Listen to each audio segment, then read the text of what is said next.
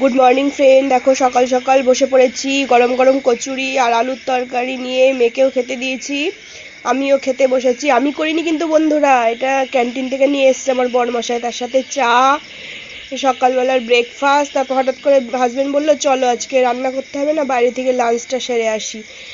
এই মস্তিতে বেরিয়ে গেলাম, বর বলেছে বলে কথা।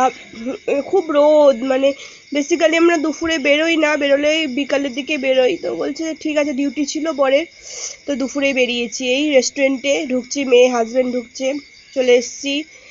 এই স্ন্যাক্স নিয়েছি, চিকেন 65, তারপর জিরা রাইস, এই চিকেন কষা, নান, ডাল ফ্রাই, এগুলোই আর কি।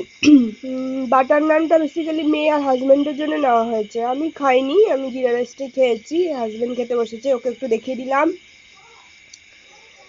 মেয়ে, ও খেতে বসেছে, ওর বাবা যেটা খাবে ওটাই খাবে।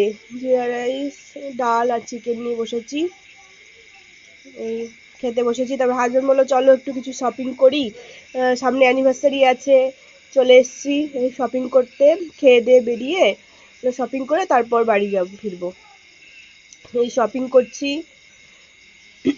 এই কুর্তিটা দেখিয়ে দিলাম, কেমন লাগছে বন্ধুরা বলো। কুর্তি না, এটা ওয়ান পিস আর কি, এটা নিইনি, মানে দেখছিলাম তো অতটা নিইনি। যাই হোক, কসমেটিক্সগুলো খুব সুন্দর, মানে খুবই সুন্দর, তো ভালো লাগছিল দেখে, খুবই সুন্দর।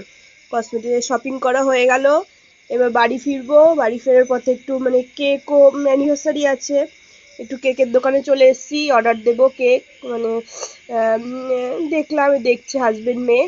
বাই বাই বন্ধুরা, বাড়িতে গিয়ে